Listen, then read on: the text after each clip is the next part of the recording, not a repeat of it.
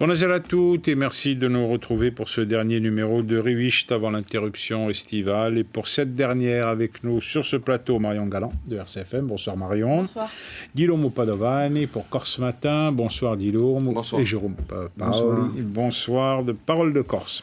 Alors l'actualité, elle est plutôt en sommeil cette semaine, peut-être le prélude d'ailleurs à la saison estivale, encore qu'il ne faille jamais jurer de rien ici. Alors quel été s'apprête-t-on à passer? Parlons d'abord de la fréquentation touristique. Il y a déjà du monde et le rush est attendu d'ici une quinzaine de jours. Alors à quoi aura-t-on droit à ces images-là? Alors je vous rassure, ce n'est pas en Corse, encore que certains ne verraient pas ça d'un mauvais œil, ou alors celle-ci, cette fois c'est en Corse et ça paraît plus raisonnable. Alors Marion, faut-il s'attendre à une bonne saison, sachant que ça dépend moins finalement des contingences locales que de la situation économique nationale et européenne? Alors ça dépend de ce qu'on entend par bonne saison. Économiquement, voilà. Je pense que pour certaines personnes, ça va être une très bonne saison. Tant mieux pour eux. Est-ce que tant mieux pour tout le monde? Je ne sais pas. Mais oui, il y a déjà du monde. On le voit depuis plusieurs semaines. On a vu qu'il y a eu un renforcement du nombre de places sur l'aérien, etc. Va y avoir du monde. Alors, comme d'habitude, on entend dire qu'il n'y a personne avant la mi-juillet et qu'en gros, il n'y a qu'entre le 14 juillet et le 15 août qu'il y a du monde. Non, entre 14 juillet et 15 août, il y a un pic où ça devient insupportable, quasiment pour les gens qui vivent ici, tellement il y a de monde. Mais il y a déjà du monde. Donc, on sait qu'on a dépassé largement l'époque Covid. L'année dernière, on est revenu à un niveau de fréquentation équivalent à l'avant-Covid. Très probablement, on va le dépasser cette année. Partagez cet avis, Jean. Mais c'est bien qu'il y ait du monde. On est quand même le premier levier économique de la Corse, c'est le tourisme. Alors on peut dire on n'en veut plus, mais on fait quoi? On devient tous fonctionnaires. C'est pas qu'on n'en veut plus, c'est qu'il y a peut-être des choses à on débat quand même sur le fait de savoir si. Après, il faut organiser, on est d'accord. Mais il faut qu'il y ait des touristes en Corse.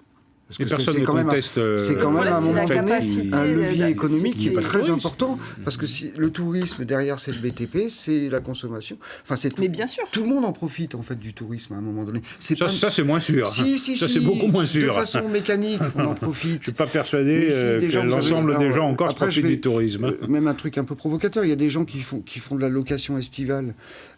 Alors c'est vrai, les hôteliers sont pas très contents qu'il y ait cette concurrence, mais quand quelqu'un loue son appartement 15 jours et qu'il se prend un petit billet, il va le redépenser dans l'économie. Donc ça, il y a aussi un coût énorme pour les collectivités.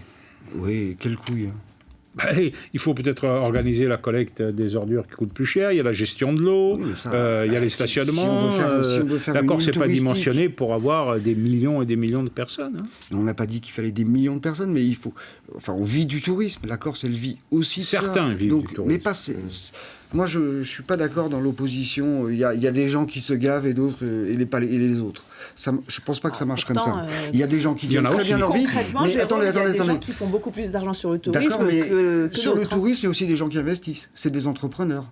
C'est aussi des prêts. C'est pas que des gens, c'est pas que de la margonnette quoi. À un moment donné, c'est des risques financiers. Donc c'est une activité. Je pense que de toute façon là, on s'égare sur le débat parce qu'on est tous d'accord autour de cette table que la Corse a besoin de l'économie du tourisme. Évidemment, la problématique aujourd'hui, c'est l'organisation et la gestion qui est faite de la fréquentation touristique. La problématique, c'est comment on fait pour qu'on se retrouve pas au Mont-Saint-Michel où on peut plus y aller parce que. Mais là, c'est sur des zones, j'allais dire, touristiques qui ne sont pas commerciales. Il ne faut pas que ce soit saturé. Mais ça s'organise. Guillaume, c'est la problématique, c'est la sempiternelle problématique que l'on soulève régulièrement ici, de savoir ce que l'on fait. Quel tourisme pour la Corse? Je crois que c'est une question que l'on se pose depuis 40 ans. Il faut arrêter de se la poser. Toutes les questions essentielles à la bonne marche de ce pays, on continue encore à se poser toujours la même question. On peut faire des assises, c'est pas un problème. Mais... Oui, on peut faire des assises. Oui. On est spécialiste des assises. Mais c'est ça, c'est ce que je te dis. Voilà. Donc, quel tourisme pour la Corse, sans faire encore une fois de grandes messes et de grandes réflexions.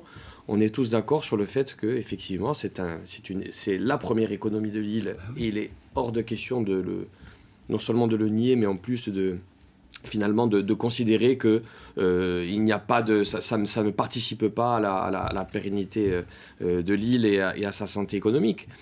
Mais encore une fois, on l'a déjà abordé à plusieurs reprises, comment fait-on pour pouvoir gérer l'impact à la fois environnemental, sociétal de cette économie qui, on peut en dire ce que l'on veut, profite beaucoup de manière exagérée à une partie de la population et effectivement aussi par ruissellement, puisque le terme est à la mode, par ruissellement. En temps de sécheresse. Et voilà, en temps de sécheresse, c'est un petit peu compliqué. À l'autre partie de la population.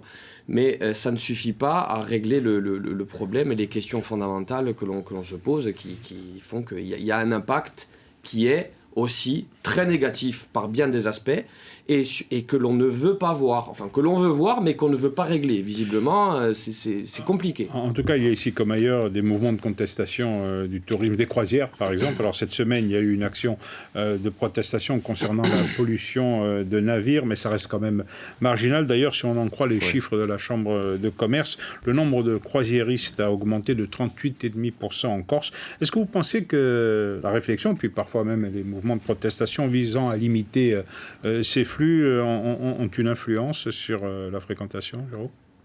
Comment ça, une influence sur la fréquentation ? Est-ce que ces actions de protestation, est-ce que ça peut avoir... Je suis pas sûr, je suis pas convaincu. On est dans on est presque dans du militantisme. Maintenant, les bateaux de croisière, alors c'est vrai qu'il y a des phénomènes de pollution, mais les nouveaux qui sont construits à Saint-Nazaire, je peux vous dire qu'ils ne polluent pas tant que ça, parce que il y a des nouvelles technologies, etc. C'est un afflux touristique parmi d'autres, pareil, comme pour le reste, il faut réguler. Mais de dire il faut plus de bateaux de croisière, ça n'a pas de sens. Après, il faut une régulation toujours. La problématique des croisières aussi, vous parlez de 38% d'augmentation. En fait, l'année dernière, c'est la première année qu'il y a eu des croisières pendant la saison estivale. Depuis qu'il y a des croisières, je parle pour Ajaccio, depuis qu'il y a des croisières à Ajaccio, elles avaient lieu en gros, octobre, et puis octobre-novembre, et avril-mai. Ça s'arrêtait début juin. Pour la première fois l'été dernier, ils ont mis des bateaux en juillet et en août, quasiment tous les jours, avec des jours avec 8-9 000 personnes qui débarquent dans Ajaccio, à une période où la ville est déjà saturée. Bien sûr.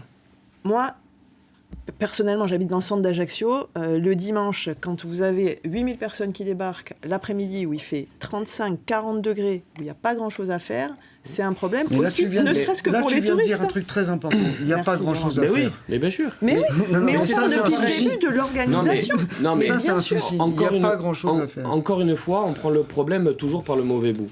Il n'est pas question de dire les croisières doivent s'arrêter, c'est un scandale. Mais encore une fois, quelle croisière ? Les bateaux, certains bateaux sont beaucoup trop polluants et chaque port devrait avoir un cahier des charges. Mais ça va évoluer, ça. Voilà, c'est en train d'évoluer d'ailleurs, un cahier des charges pour refuser les bateaux les plus polluants. Ouais, les plus vieux, quoi. 2, comment peut-on supporter visuellement d'être sur la place Millau et de voir les bateaux dépasser de la cathédrale et dépasser des toits d'Ajaccio ?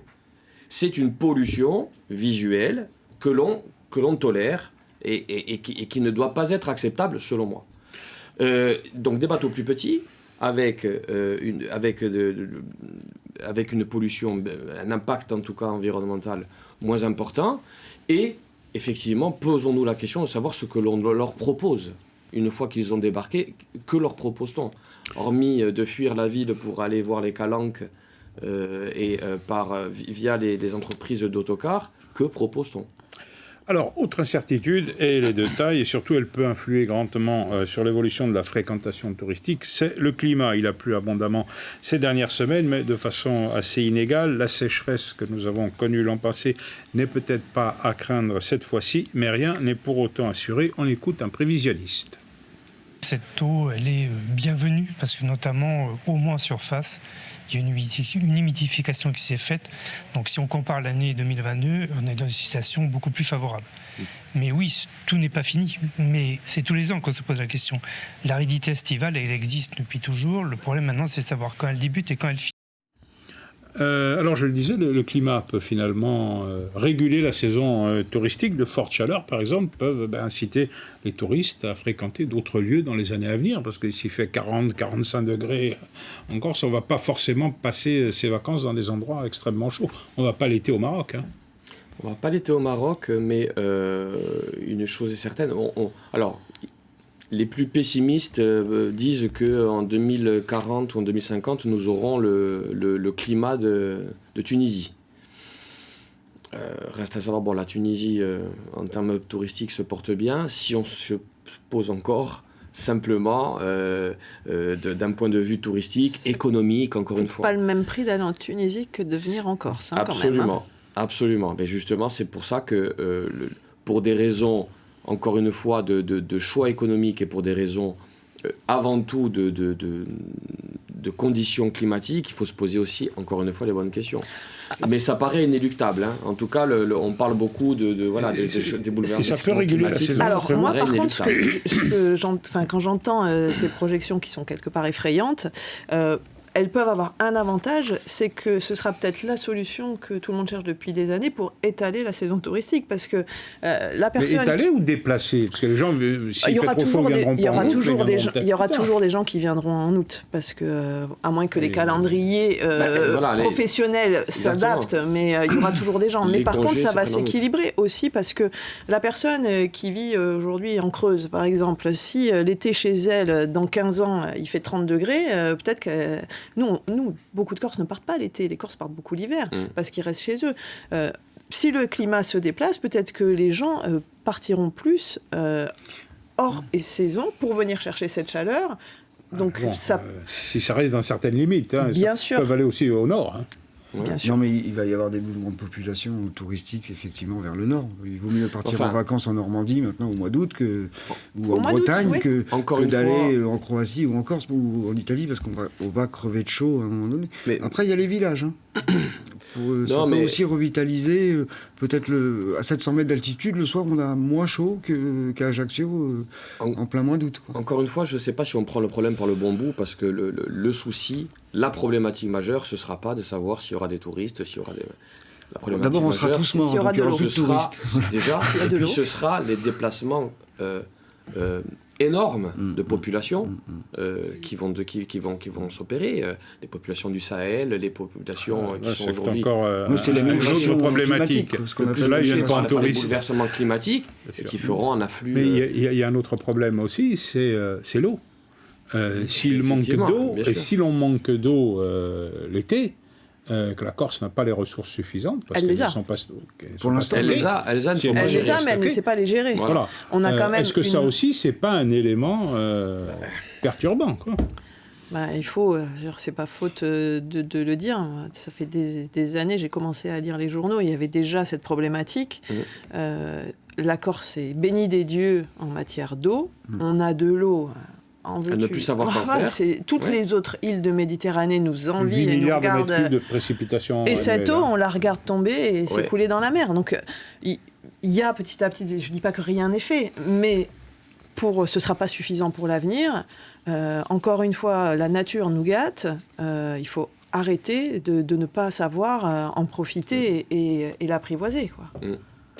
Eh bien, nous verrons comment se passe cette saison. Alors, Jérôme, il suffit que vous trouviez une place à vous garer au village et votre bonheur est assuré. Bon, on change de sujet pour évoquer la politique quand même. Alors, longtemps, l'été a été un moment privilégié pour les grands-messes politiques et parfois même les événements historiques. On se rappelle d'Aliri. Alors, aujourd'hui, on est beaucoup plus modeste. On se contente du processus de Beauvau. Alors, après la rencontre du 7 juin, Darmanin va revenir en Corse, mais avant... L'Assemblée territoriale va se prononcer. On écoute le président de l'exécutif et le ministre. Nous attendons désormais, je voudrais le répéter une nouvelle fois, que l'Assemblée de Corse propose officiellement par une délibération et par un débat politique légitime dans l'Assemblée légitime des Corses, des propositions au gouvernement. Donc nous attendons désormais ces propositions les plus unanimes possibles pour la société civile, qui j'espère sera consultée, et pour tous les groupes politiques. Si au 14 juillet, l'engagement que nous avons pris de revenir du côté de la collectivité de Corse avec une délibération de l'Assemblée de Corse qui fixera les grands axes de la révision constitutionnelle et du statut d'autonomie que nous souhaitons. Il faut attendre un peu. Il faut attendre un petit peu. Ça fait tellement longtemps que tout cela dure, et surtout avec les ratés, les nombreux ratés qu'il y a eu tout au long de ce processus, qu'on se demande si une bonne fois pour toutes les choses avanceront. Ça a l'air en tout cas de cette fameuse date du 14 juillet qui a été imposée par le président de la République a au moins le mérite de créer un rendez-vous, de créer finalement les conditions d'une clarification en tout cas des propositions de l'Assemblée de Corse qui sont en train d'être réfléchies et couchées sur le papier. Maintenant, il faut voir bien sûr le maximum d'unanimité, enfin le plus possible d'adhésion finalement aux propositions de cette Assemblée de Corse. Ça semble logique aussi, mais bon, il faut quand même il faut pas non plus être arc-bouté sur cet aspect des choses. La majorité nationaliste doit continuer à prendre ses responsabilités et faire des propositions qui seront les plus à même, en tout cas, pour avancer enfin sur ce dossier, sur ces relations avec Beauvau. Marion, l'Assemblée va voter dans 2 semaines, je crois, peut-être début juillet. Est-ce qu'elle peut arriver à un accord ? C'est là, j'allais rebondir sur ce que disait Delorme, mais c'est pareil, c'est qu'on a un Gilles Simeoni qui, comme depuis le début, est en quête d'unanimité. C'est quelque chose, dès qu'il y a un débat, il souhaite avoir une unanimité. Déjà, ça va être compliqué de l'avoir dans sa propre famille, mais sur des sujets aussi sensibles, ça va être quasi impossible de l'avoir avec, par exemple, le groupe de droite. Si les nationalistes restent dans leurs fondamentaux, ce qui s'entend, c'est assez logique. Par contre, au lieu de réfléchir à avoir l'unanimité absolument en Corse, le temps file vraiment, là il faut se dépêcher, et quand ça va passer à Paris devant l'Assemblée nationale, c'est les 2/3, c'est ça, pour un vote de réforme constitutionnelle. Les 3/5, c'est à eux qu'il faut penser. C'est là qu'il va falloir avoir les voix, parce qu'elles vont compter beaucoup plus que les voix en l'occurrence. Marion le disait, la droite, elle est quand même divisée sur ce sujet. Une partie de la droite pourrait voter quand même le projet de loi ou les propositions de la majorité. Oui, mais l'idée, c'est que la difficulté, il ne faut pas qu'on arrive, on dit en mathématiques, au plus petit dénominateur commun. C'est-à-dire que tous s'étiolent et comprennent vraiment ce qui est commun à tout le monde. À un moment donné, il y a une majorité qui veut une autonomie, et ce que demande Darmanin, c'est maintenant il faut être concret, faites-nous des vraies propositions. Elle ne fera pas consensus. On ne peut pas avoir l'unanimité sur l'ensemble de l'échiquier, ça n'a pas de sens. Un consensus assez large quand même. On peut avoir un consensus large, tenir compte des choses, mais à un moment donné, il y a une majorité. La majorité, c'est par définition, c'est elle qui porte un projet. Maintenant, ce que dit Darmanin, c'est le 14 juillet, c'est-à-dire demain matin, parce que c'est demain matin. C'est pas le 14, sera un peu plus tard. Oui, enfin, bon. Mais c'est maintenant, faites-nous une vraie proposition sur ce que vous voulez, et on discutera pour voir si ça passe pas. La première étape, elle est là. Maintenant, le truc important, c'est qu'il y a quand même eu une reprise du dialogue et qu'il y a une demande précise. Maintenant, il faut une réponse précise. Encore une fois, il y a une... 20 secondes pour finir. Encore une fois, il y a une légitimité, cette majorité a une légitimité historique qu'elle a obtenue dans les urnes. À elle aussi, justement, de savoir s'en servir. Eh bien, nous attendons donc les quelques semaines à venir pour connaître quel sort sera réservé à cette énième réforme statutaire. L'État sarà forse di buon consiglio besbuca. Ecco rivista e compia. Ringraziabili tutti a tre, cari amici. Ci ritroviamo di settembre per altri argomenti. Intanto di Stella Rossi che va a presentare un udiziale. Buonasera a tutti.